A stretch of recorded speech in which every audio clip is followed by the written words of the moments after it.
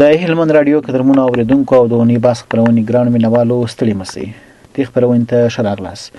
نن د طبي فعالیت د جواز د ملي ازموینې پر پیل غږیږو. دغه پایلې څه ډول وي؟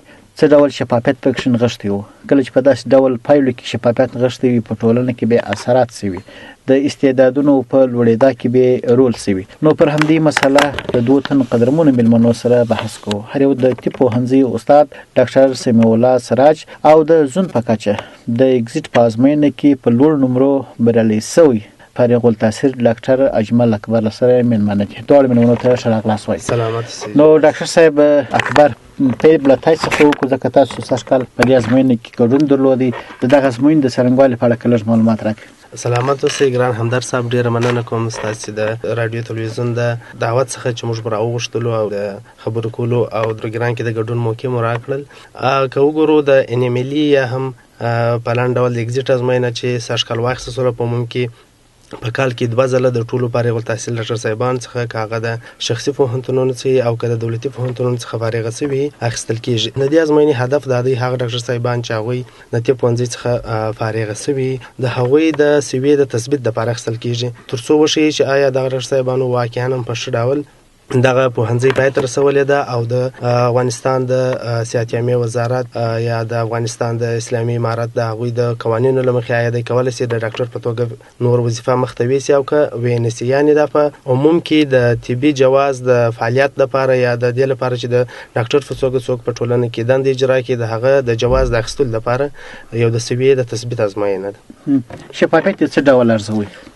شفافیت خو دا ټول اوس کمپیوټري سیستم دی، نو داسې دقیق خو موږ نسو ویلی چې څونه شفافیت خو خپله د نګزا په اداره پورې اړه لري او هغوی دغه د امتحاناتو ملي ادارې یو ویډیو هم خپره کړې وه د دغه امتحاناتو د شفافیت اړوند چې واقعا هم د ډېر شفافیت ښودنه یې کوله او موږ لیدلي دي داسې ډېر کسان چې کوم هغه یعنې لیاقت یې نه دي درلودلی، یعنې نه دي توانېدلي چې د دغه ازموینې هغه سوالونه حل کړي. هغوی هېڅوک هم نه دي کامیابه شوي، یعنې داسې اوس هم نه دي اورېدلي چې ګویا یو څوک په ازموینه کې سوالونه نه حل کړي خو بیا هم دی بریالی شوی او کامیاب اعلان شوی. نو د شفافیت په بنیاد کې وایو هغه زموږ د نظره څخه واقعا یو تر ټولو ډېره شفافه پروسه ده. یعنې په شفافیت کې ګټې هم نغښتې بللی شي؟ بله هو، ځکه که چیرې شفافیت نه وي موجود بیا خو نو هغه باور پر دغه پروسه باندې له منځه ځي نه. نو شفافیت خو د هر پروګرام دپاره که هغه د امتحاناتو پروسې دي که نورې پروسې دي هغه مهم اصل دی او الحمدلله موږ راضي د نګزا ادارې د دغه شفافیت څخه چې واقعا د ټول امتحاناتو په پروسو کې شفافیت پاللی دی. ډیره مننه کو ډاکټر صاحب سراج، که تاسو راته ووایاست چې د اگزیټ امتحان ګټه څه ده؟ یعنې کله چې یو سړی د طب له پروسې څخه تېرېږي بیا د امتحان ورکوي، اړتیا ورته لیدل کېږي که نه؟ ډېره زیاته مننه. اول خو سلامونه او نیکې هیلې ګران همدرد صاحب تاسو ته او ستاسو د خپرونې د لارې ټولو اوریدونکو ته په دې هیله چې ټول جوړ روغ اوسئ او د ژوند چارې هم په خیر وي.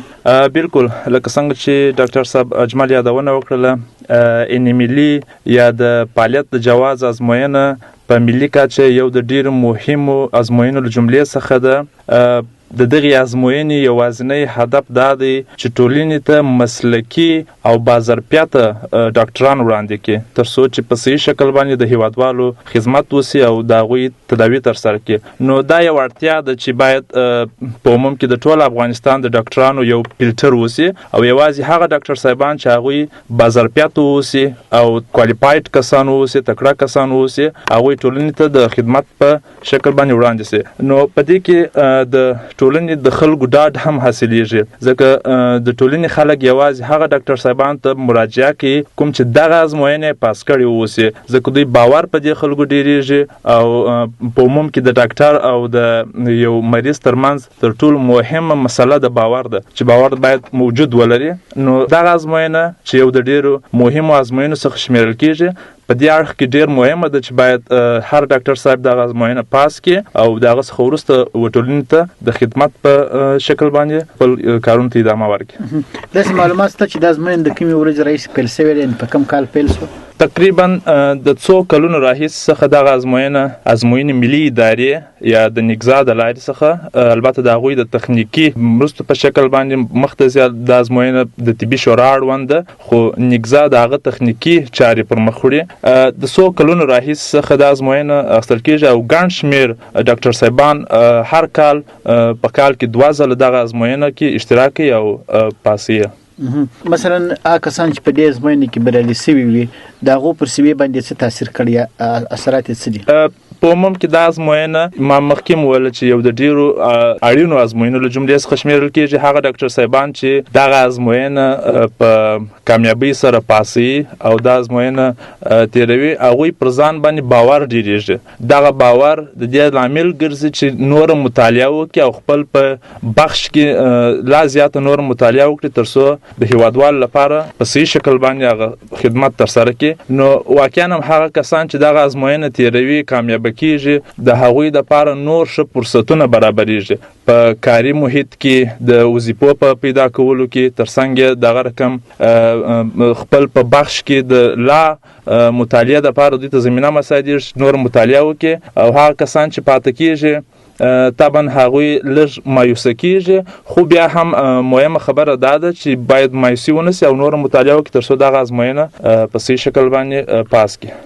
ډېره مننه. ډاکټر صاحب اکبر که تاسو راته ووایاست چې سږنۍ ازموینه د نورو کلو سره توپیر څه و؟ محترم همدرد صاحب که چیرې وګورو ازموینې خو د نورو دورو سره ډېر زیات توپیر نه درلودی، خو یوازینی توپیر دا و چې مخکې د ازموینه د طبي شورا د لوري د تنظیمېدله او د امتحاناتو ملي ادارې تخنیکي همکاري باندې اخیستل کېدل. خو دا ځل طبي شورا د لوړ زده کړو د وزارت مربوط و، نو تر ډېره پورې کارونه لوړ زده کړو وزارت مخ ته وړل او د نګزا ادارې یا د امتحاناتو ملي ادارې یوازې د هغوی د هغه تخنیکي همکار په توګه باندې د ازموینه واخیستل. نو هغه فرق یې په دې خاطر باندې چې تیرو ازموینو کې چې تر ډېره پورې کوم کړنلارې او کوم اصول مخ ته تللي وو چې په څه شکل سوالونه جوړ شي، په کوم بخشو کې چې ډېر سوالونه جوړ شوي وو. خو سږ کال دغه لومړنۍ ازموینه و چې د تیرو ټولو دورو سره دغه د سوالونو د جوړولو طریقه دغسې دغه کم هغه د هر ډیسپلین دپاره چې کوم سوالونه په جلا جلا ډول ترتیب شوي وو مثلا هغه کې فرق درلود. هغه د سوالونو چې کوم بخشو څخه په زیاته اندازه راغلي وو او محصلینو فارغ التحصیل ډاکټر صاحبانو کوم امید درلودي دغه سره یو څه فرق درلودی، بلکې یو نوې نوې بڼه سوالونه و په نوو موضوعاتو کې راغلي و او یو څه توپیر د تیرو دورو د سوالاتو په بخش کې ډېر درلودی. یعنی توپیر څه ډول ارزوي؟ د تیر سوالات په پرتله سخت و وسا و کې په میکانیزم کې تغییر راغلی؟ د سخت و صفر برابر خو څوک دقیق نشي ویلی. تر ډېره که وګورو سوالونه تر ډېره متوسط راځي، نه ډېر سخت راځي نه ډېر وسا سوالونه راځي. خو بیا هم د هر کس په مطالعه پورې اړه لري، که هر څومره وسا جوړ شي که څوک مطالعه ونه لري هغه مخ ته دا سوالونه سخت معلومیږي. تر ډېره پورې فرق چې و په دغه د سوالو په طریقه کې و، یا مثلا کوم بخشونو کې چې په تېرو دورو کې ډېر سوالونه راتلل سږ کال هم محصلینو ډېر هغه فوکس چې خپل په هغه موضوعاتو باندې کړی و چې په تېرو دورو کې ډېر د هغو څخه سوالونه راغلي وو. خو سږ کال دغه طریقې فرق درلودی. هغه فصلونه هغه موضوعات که د جراحي بخش و که د داخلي و که اطفال و که د پاراکلینیک بخش و په هغو کې د موضوعات کې چې سوالونه راغلي وو د یو ډېر فرق درلودی. عین پر هغه طریقه نه و لکه په تېرو دورو کې، بلکې په نوې بڼه ټول سوالونه په نوې بڼه راغلي وو او په پارچه کې چې کوم سوالونه موجود وو هغه هم په هغه طریقه نه و لکه په تېرو دورو کې چې به لیکل شوي وو چې مثلا د هر بخش دپاره به جلا یو پاراګراف په شکل باندې راغلی وو چې مثلا اول بخش کې د اناټومي سوالونه، دویم کې فیزیولوژي، مثلا د داخله پرنسپ، بلکې ټول ګډ راغلي وو، هیڅ پرنسپ جلا نه و، ټول سره میکس کړي وو. نو ډېر توپیر د تیرو دورو سره د سوالو د جوړولو او دغه پارچې دغه پرنسپونه چې د فرق سره درلودي. معیار د کامیابۍ څو ټاکل شوی و؟ نمرو په اساس د نمرو په اساس باندې د ملي په ازموینې کې ټولې بشپړ نمرې چې دي 360 دي او د کامیابۍ دپاره مهم نمرې چې دي هغه 214 نمرې دي چې څوک یې باید پوره کړي. چې 214 نمرې پوره کړلې نو هغه کس کامیاب دی. او د سوالاتو د حسابه تقریبا 90 سواله هر محصل باید حل کړي تر څو یوازې کامیاب شي. ډېره مننه، خوشحاله اوسئ. ډاکټر صاحب سراج تواز چې شفافیت په دې برخه کې څومره ځوانان ته د انګیزه ورکوي او د دوی هڅونه د زده کړو په برخه کې د تعلیم په برخه کې نور هم څومره ډېریږي؟ مثلا چې په دې داسې پروسو کې شفافیت موجود وي څه ډول هغه کسان چې اوس محصلین دي څومره دې ته متوجه کېږي چې باید زه زیار وباسم، زحمت وباسم، که نه په راتلونکي نشم کامیاب کېدلی؟ بالکل د فعالیت د جواز ازموینه دا چې د ازموینې د ملي ادارې له لوري اخیستل کېږي یو له شفافترینو ازموینو څخه ده، ځکه چې په دې کې هیڅ نوع انساني دخالت نه کېږي. د سوالونو کتابچه، د ورکو د جوابونو ورقه او د محصل آی ډي کارت ټول د یو کمپیوټري سیستم د لارې څخه جوړیږي او هیڅ یو د یو محصل د سوالونو کتابچه د بل محصل د سوالونو د کتابچې سره ورتهوالی نه لري، فرق لري، سوالونه پورته وکښته کیږي. نو د دې څخه دا معلومیږي چې پروسه ډیره شفافه پروسه ده. د سوالونو په بخش کې دغه رقم د نمرو په ورکولو کې ډیره شفافه ده. د ازموینې ملي اداره تقریبا د سیمې په کچه یو پرمختللی سیستم لري، یو پرمختللی ماشین لري چې هغه ماشین کولای شي په ډیر شفاف شکل، په منظم شکل او په ډیر دقت شکل سره سوالونو ته نمرې ورکړي. زه فکر نه کوم چې په دې کې د هیڅ نوع انساني مداخله وجود ولري او یو محصل د تر بل محصل د خپلوي په حساب یا د واسطې په حساب باندې کامیاب شي. نو دغه شفافیت خپل د انګیزه خبري چې محصلین باید یوازې پر خپل زده کړو باندې تمرکز وکړي او یوازې د دوی د کامیابی چانس په زده کړو کې دی، نه دا چې دوی د پیسو د لارې یا هم د یو بلې واسطې د لارې څخه ځانونه کامیاب کړي، ځکه دا امکان نه لري. یوازې به په شفافیت سره دا پروسه مخ ته ځي، نو یوازې به مطالعه کوي او زده کړه وکړي. ډیره مننه. د تخصص لپاره دغه ازموینه څومره مهمه وه؟ ځکه که تر دې ازموینې تیر نسي، فلټر نسي، تخصص کې د دې باید نومان کېدای سو؟ نه، دا شرط دی. لکه څنګه چې ما مخکې یادونه وکړله، د ډیرو کاري فرصتونو دپاره هم د انیملي یا د اگزیټ ازموینه شرط ده. خصوصا د تخصص ازموینې دپاره د اکمالي تخصص ازموینې یو شرط دا دی چې ټول هغه ډاکټر صاحبان اشتراک کولی شي چې هغوی د انیملي ازموینه په کامیابۍ سره تېره کړې اوسي. د دې څخه ماسیوه هغه ډاکټر صاحبان چې انیملي نه یې پاس کړي، هغوی په اکمالي تخصص کې نسي کولی چې ثبت نام وکړي او دا امتحان کې برخه واخلي. یعنې مهم شرط ورته دا دی اگزیټ ازموینه. بالکل. څنګه دی په دې برخه کې د ځوانانو هڅونه یا کسان چې نمرې نه یې وړي بې نتیجې سوي، هغه څومره مایوسه بولي؟ هغه ځوانان چې په دې برخه کې کامیابه سوي دي څومره خوشحاله دي؟ یعنې په سکتوبم ډول د دې تاثیرات په رواني لحاظ څنګه ارزوي؟ بالکل. لکه څنګه چې ډاکټر صاحب اجمل مخکې یادونه وکړله، واقعا هم دا یو ډیره مهمه ازموینه ده.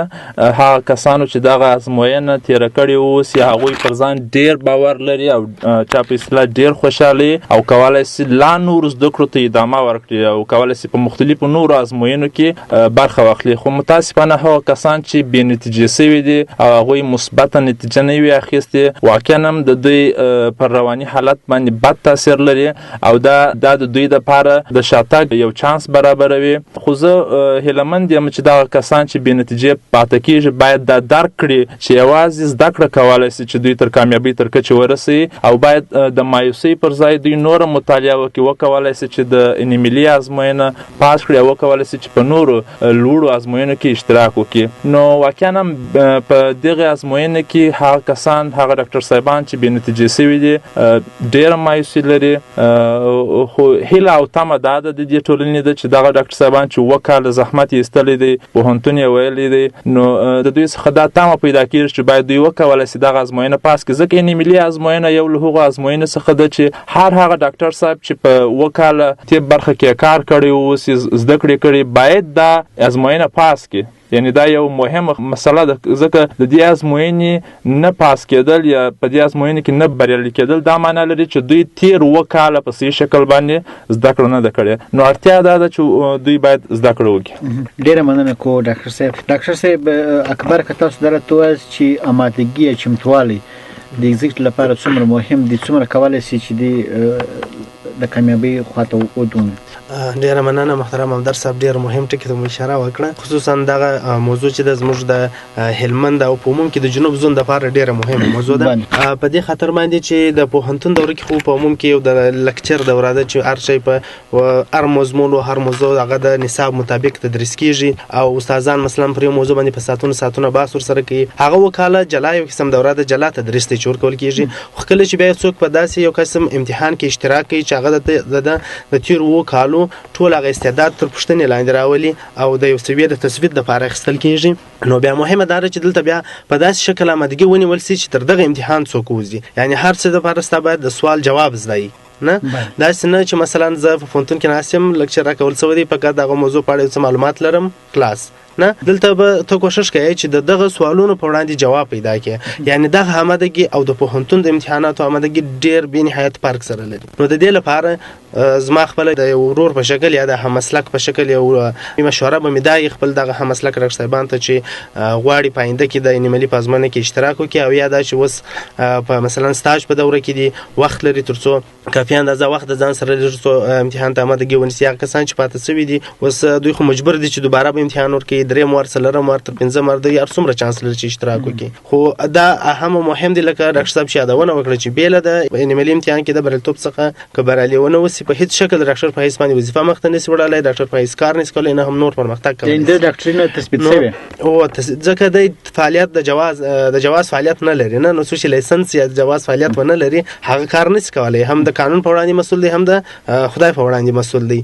نو ښه خبره دا ده چې دغه امتحاناتو ته د آمادګۍ لپاره دوی سره د اوس څخه سم مطابقه ونیسي، سم د پلان ورته جوړ کړي، د هغه مطابق مخته لاړ شي، د استادانو د انټرنیټ څخه د مختلفو کورسونو څخه د هغوی لارښودنې تعقیب کړي، د هغوی کړنلارې تعقیب کړي، وګوري چې سره کوم سوالونه راځي، سره کوم سوالونه په تېرو دورو کې پوښتل شوي دي، د دغې دورې او د تېرې دورې د سوالو فرق څه شو. ځکه دا خو داسې لږ درس نه دی، یعنی تقریبا 26 کتاب فکر کوم هغه د کابل پوهنتون د کتابو د حسابه 26 کتاب ماخذ دی. نو 26 کتاب ټول مطالعه کول، په هغو کې سوال ساز ځایونه پیدا کول، ټوله په یادول او په یوه ورځ باندې بیا ورته کښېنستل، دا ټول سټرس او فشار ځان باندې تحمل کول، پارچه حلول، دا سم دم آمادګي غواړي، سم دم کار غواړي. خو متاسفانه زموږ اکثر ډاکټر صاحبان چې اوس دغه ازموینه کې بې نتیجې پاتېږي، علت یې دا دی چې دوی دغه ازموینه یو څه داسې کم محسوسوي او په کښته نظر ورته ګوري چې دا خو اسانه کار دی.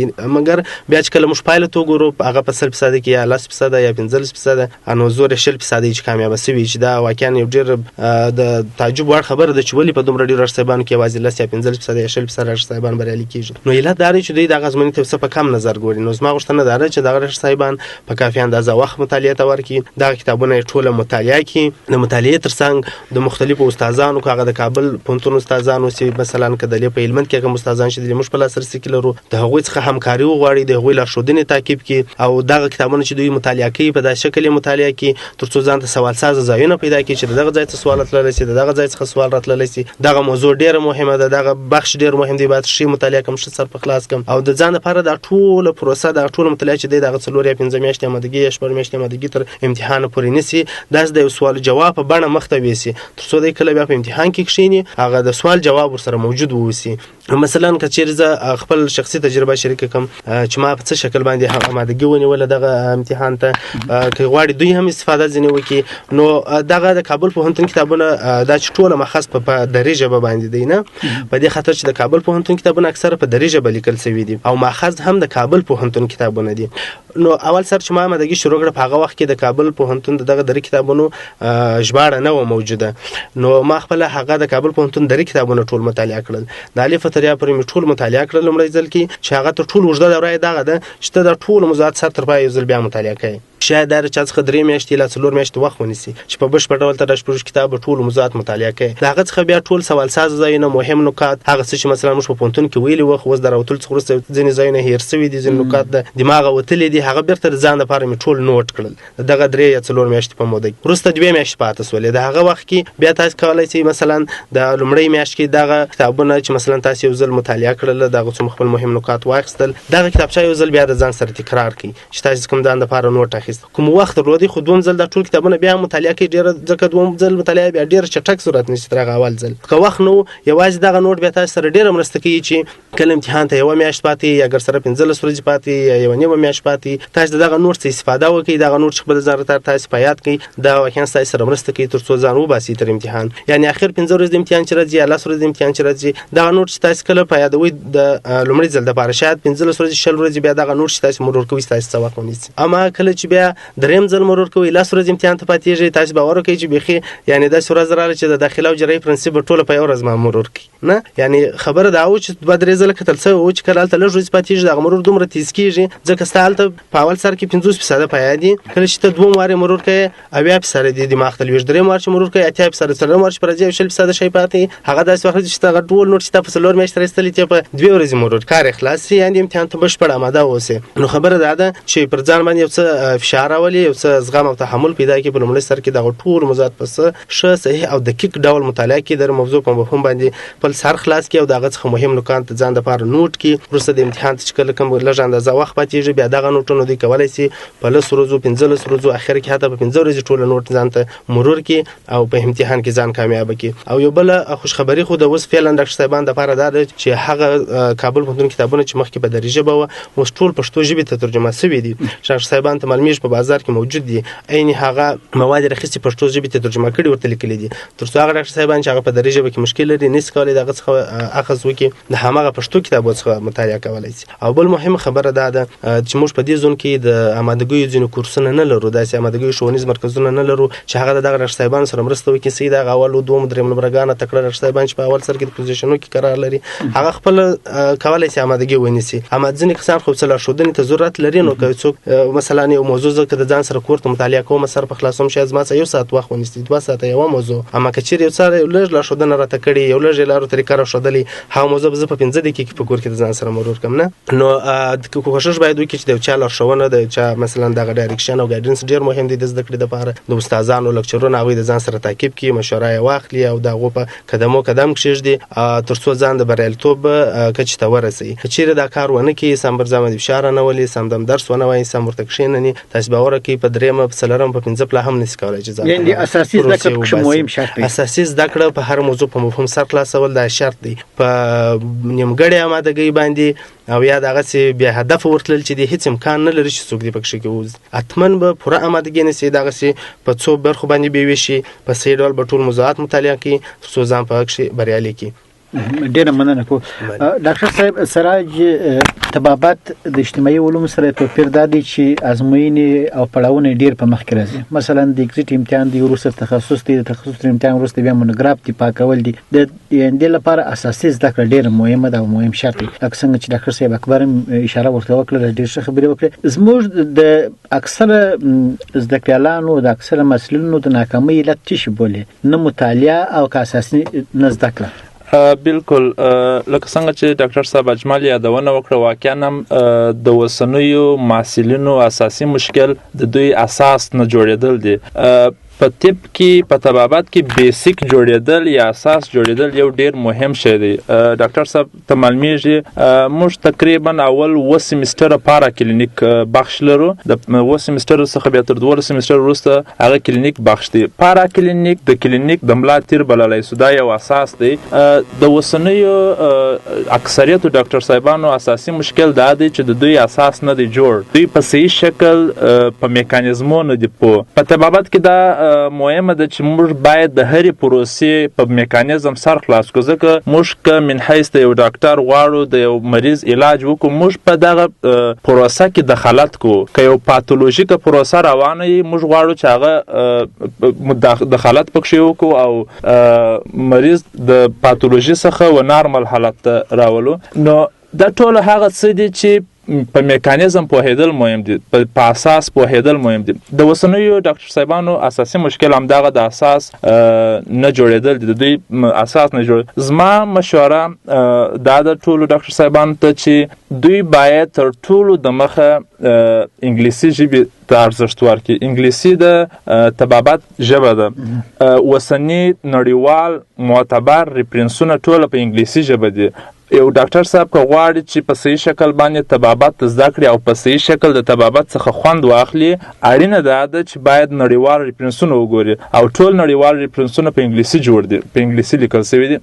زموږ تاسې د اکثریت ډاکټر صاحبانو غټ مشکل دا دی، ډاکټر صاحب اجمل ته معلومیږي چې انګلیسي نه ده زده، انګلیسي څخه اخذ نشي کولی. پښتو ته یا په دري ژبه ژباړل شوي موضوعات چې دي هغه زما په نظر نیمګړي دي، په ډیټیل سره یا په وضاحت سره نشته، په صحیح شکل میکانیزمونه نه دي تشریح شوي. خو البته موږ باید بیا هم ارزښت ورکړو ځکه زموږ په ملي ژبه لیکل شوي دي. خو اساسي خبره دا ده چې باید موږ د طبابت لپاره لومړیتوب انګلیسي ژبې ته ورکړو. نو زما غوښتنه هم دغه ده د ډاکټر صاحبانو څخه چې دوی اول که غواړي طب شروع کړي یا دوی په هغه اوایلو کې باید د دې سره سره چې دوی خپل د طب بخش تعقیبوي، په بغل کې د انګلیسي یو سنټر انګلیسي ژبه زده کړي او ډیر ارزښت نړیوالو ریفرنسو ته ورکړي، نړیوالو کتابو ته ورکړي، ځکه هغه هغه څه دي چې زموږ بیسیک یا زموږ اساس جوړوي او موږ په صحیح شکل کولی شو بیا وروسته نور موضوعات اخذ کړو.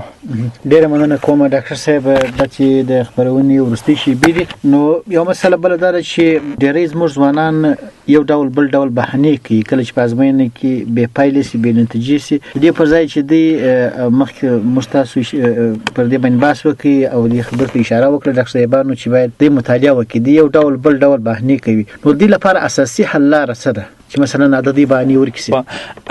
ما مخکې هم وویل د کامیابۍ تر کچې رسېدل یوازینۍ لاره زده کړه ده او بغیر د زده کړې څخه بدیله لاره موږ نه لرو. که یو څوک وایي چې زه زده کړه نه کوم بغیر د زده کړې یو لاره راوښه چې زه دې کامیابه سم، دا ناممکنه ده، ځکه د زده کړې بدیل نشته. یوازې خپله زده کړه په منظم پلان.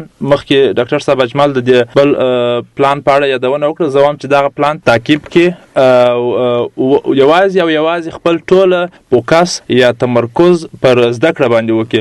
بغیر د زده کړې څخه بله بدیله لاره نشته. د کامیابۍ تر کچې رسېدل دپاره دا اړینه ده چې په منظم شکل باندې زده کړه وکړي. نور کوم هیڅ داسې لاره موږ نسو ښوولی چې زده کړه مه کوه په دې لاره ته کامیاب کېدلی سي. زما یوازینۍ او هغه اخرنۍ غوښتنه هم دا ده چې بغیر د زده کړې څخه بله لاره نشته. مننه. بله. یو بل غټ مشکل نو صورتوالی ځکه دا د اوسني عصر د اوسني زمانه وړتیا ده. هیڅوک د یو بل ورور دغه په اقتصادي حالت خبر نه دی چې آیا ته مثلا کار او وظیفې ته ضرورت لري که نه لري نه. او عموما خو زموږ کورنیو ټولنو ته چې وګورو داسې یو سیستم دلته چلیږي چې کله یو څوک د پوهنتون څخه ماسټر ډاکټر صاحب رافارغېږي حتی سټاج کې بیا ورته وایي چې زوی باید ستا پر میینخانه نوبت نه وي چې موږ سهار اوزو باید مریضان ولاړ چې خاص موږ زوی ته انتظار یو د مریضان ګوري. دا هغه څه دي چې په اوله ورځ امکان نه لري نه. طبابت په اوس وخت کې ډېر پرمختللی دی او ډېر وخت ضرورت لري او متاسفانه چې د پوهنتون اووه کاله انتظار ورته کوي، خو بیا چې کله هغه ماسټر د پوهنتون سره وځي حتی د سټاج پر دوره باندې لا ځینې وخت کورنۍ مشکلات او کورنۍ خبرې ورته راپورته کېږي خپلوانو دوستان چې ته نو اوس بالا بس دې بالا دوه وخت کې هله ژر کار شروع کړه. صحیح ده. نو کله چې هغه بیا کار ته داخلېږي، کاري محیط ته ځي، بیا امکان نه لري چې هغه دومره اندازه ارتباط بیا خپل د درسونو سره وساتي لکه څنګه چې دی یوازې و درسو ته بیا کار اوسي. ځکه د پوهنتون دوره خو داسې د وکاله هغه ته هر سیمسټر ته جلا جلا تدریس کېږي. هغه یو محصل د دغه تکړه چې په د هغه سیمسټر درسونه زده کوي په هغه سیمسټر کې ځان وباسي، هغه خوشاله وي. خو پاتې څو چې د کله پوهنتون پای ته رسېږي، د سټاج دوره شروع کېږي، نو هغه بیا دغسې مشکلات ډېر پیدا کېږي او اکثره زموږ محصلین باید پر دې مشکل سترګې پټې نه کړو. علت دا دی چې هغوی د اقتصادي مشکلاتو د وجې یا د کورنۍ مشکلاتو د وجې مجبوره کېږي چې باید وظیفه مخته ویسي، مجبوره کېږي چې باید کار وکړي نه. خو خبره دا ده چې دا خو هغه زموږ وړتیا سو مجبور یو چې کار وظیفه به مخته وړو نه. ما وظیفه اجرا کړې ده، د سټاج په دوره کې مې اجرا کړې ده او کله چې مې د امتحان ورکاوه مې وظیفه اجرا کړې ده. ډاکټر صاحب سمیع الله سراج هم وظیفه اجرا کړې ده. انداز موږ وړتیا او موږ باید وظیفه کړې وای، ضرورت خو موږ بیا دغه وظیفه د ځان لپاره بهانه نه ده ګرځولې چې وایم چې یاره زه خو دلته په وظیفه کې اخته یم نو درس نه کېږي، زه نو آمادګي نسم نیولی دا نو بیا که هر وخت زه سم بیا کار رسولم بیا زه آمادګي نیسم. خو دا په وظیفو حالت ټوله موږ ته معلومېږي، یعنې که دغه هر ډاکټر صاحب چې فعلا وظیفه لري او دا زموږ اواز اوري او دغه وظیفه اکثر وخت ځان ته بهانه کوي چې ګواکې زه نو په وظیفه کې مصروف یم، په دې خاطر نسم کولی چې آمادګي ونیسم. دغه ډاکټر صاحبان باید خپل کاري رسموکات ځان ته جوړ کړي او دغه اگزیټ امتحان خپل د ځان لپاره هغه ډیر مهم شی دوی خپل د احساس اوس سره د څومره د دوی لپاره ما حتی په دا د پښتني یو برخه مې دا و ځکه ته د ځون په کچ یو بریالي مسلې ته باید خپل تجربه لري سره شریک کړي. بالکل. نو دغه وظیفه چې تاسو مثلا مختوړي ک په کلینیک کې اوسئ، ک د مؤسسې سره اوسئ، ک په شخصي ځای کې اوسئ، تاسو خپل د خپل کاري محیط معلومیږي. مثلا ما چې کوم وظیفه مختوړي ماته معلومېدل چې زه په دغه هفته کې څو ورځې کار ته ځم، څو ورځې ساحې ته ځم. هغه کې مې ورځې چې ما د ساحې کار نه درلودی، زه نه وتلم، هغه ورځ ما خپل درس ورکړی وي نه. بله. په دغه ورځ کې چې زه ساحې ته نه تم څونه کار چې ما په دفتر کې درلودی، هغه معلومه چې ورور دا کار ما سه 1 ساعت وخت نیسي که 2 ساعته وخت نیسي، هغه مې هغه د دفتر کار تور کړی خو پاته خو بیرته خپل درس تور کړو. یعنی خبره دا ده که یو څوک په هر رقم وظیفه کې اوسي، که وغواړي کولی شي د خپل کاري وخت ځان ته تنظیم کړي، وینې په هغه صورت کې چې دغه امتحان یا دغه پروسه د ځان لپاره مهمه وبولي. او که یو څوک صرف نظر ګرځي ارزښت نه ورکوي، خو هیڅ وخت هم وخت نه ورکوي. خو که څوک غواړي چې واقعا هم پلان لري چې زه غواړم که څه هم وظیفه لرم غواړم ځان تر دغه پروسې وباسم، نو هغه باید د سر د وس څخه د خپل کاري وخت تنظیم کړي، خپل د مطالعې وخت ځان ته معلوم کړي. په کوم ورځ کې چې کار ډیری نس کولای چې مطالعه وکړي نه دي کې هیڅ خبره نه ده، اما په هغه ورځ کې چې د خپل کاري وخت معلومیږي چې په ورځ کې زما کار کم دی یا مریضان کم دي یا ساحې ته نه ځم یا په دفتر کې هغه اضافه مجلس او د ټلیفون تر دې شان تر مصرف کېدو او یا په میلو چرچو د ملګرو انډولان سره ترتللو ښه به دی چې هغه وخت خپل دغه مطالعې ته ورکړي او خپل درس ورته وایي، امادګي ورته ونیسي د مختلفو ملګرو انډیوالانو د استادانو د هغوی د تجربو څخه د هغوی د لارښودونو څخه استفاده وکړي. زه خپله د خپل پوهنتون د ټولو استادانو څخه مننه کوم چې همیشه یې موږ تشویق کړي، که ډاکټر صاحب دی که زه واقعا زموږ ته زیار ایستلي، خو په خاص ډول غواړم چې نوم یې واخلم د دې لپاره چې تشویق سي او وهڅول سي ډاکټر صاحب اسمت الله بری چې همیشه یې زه هڅولی یم او ټول محصلین یې هڅولي، داسې نه چې یوازې زه. اوس نو مهمه دا ده چې کوم محصل یې ومني که مې ونه مني، چې هر وخت یې موږ ته ویلي دي چې تاسې دغه ځای زده کوئ، دغه رقم مطالعه د امتحان دپاره وکړئ، دغه رقم مطالعه د پوهنتون دپاره وکړئ، دغه شکل مطالعه د تخصص دپاره وکړئ. یعنې زموږ سره ډېر زحمت او زیار ایستلی دی. د اوس هم د محصلینو سره سته، باید د دغه ډاکټر صاحب د تجربو څخه د دغه ډاکټر صاحب د لارښوونې څخه استفاده وکړي، همداسې نور ډاکټر صاحبانو د لارښوونې څخه استفاده وکړي او په ښه شان سره ځان تر دغه پروسې وباسي، بریالی یې کړي. دغه کوچني موضوعات د ژوند، دغه کوچني مشکلات د ژوند د خپلو غټو اهدافو په وړاندې خنډ ونه ګرځي او د دغه هېواد دپاره، د دغه وطن دپاره او د دغه ملت دپاره سم په رښتیني ډول باندې یو څه فشار پر ځان راولي او پرمختګ وکړي. ډېره مننه ډاکټر صاحب اجمل. نو مهرباني ډاکټر صاحب سراج وروستنی ستا پیغام ورو بیا مخه ښه کوو. ډېره مننه همدرد صاحب، خوشحاله اوسئ. زما وروستی پیغام دا دی ټولو ډاکټر صاحبانو ته چې هغوی په راتلونکي ملي ازموینه کې غواړي اشتراک وکړي، ډېر ښه فرصت دی او ډېر ښه وخت لري چې د اوس څخه آمادګي شروع کړي، په یو منظم شکل په یو منظم پلان دی خپله مطالعه شروع کړي. ټوله ټاپکونه یا ټوله موضوعات چې د دغه امتحان دپاره شامل دي هغه باید تکرار کړي، یو ځل نه، ځکه دوی ډېر وخت لري، 2 ځله 3 ځله دا تکرار کړي او کوم تجربه چې ډاکټر صاحب اجمل شریکه کړله دغه تجربه دې عملي کړي. زه مطمئنه یم چې دوی کولی شي چې دغه لویه ازموینه په بریالي شکل باندې تېره کړي. ډېره مننه کوم. قدرمنو دوستانو، د طبي فعالیت د جواز د ملي ازموینې پر پایله وغږېدو. په دې خپرونه کې 2 تنه قدرمن مېلمانه، هر یو ډاکټر سمیع الله سراج د طب پوهنځي استاد او د جنوبي غرب حوزې په سطحه د ایګزیټ په ازموینه کې په لوړو نمرو بریالی شوی ډاکټر اجمل اکبر. د دواړو مېلمنو څخه ډېره مننه کوم. کور مو ودان، خوشحاله اوسئ.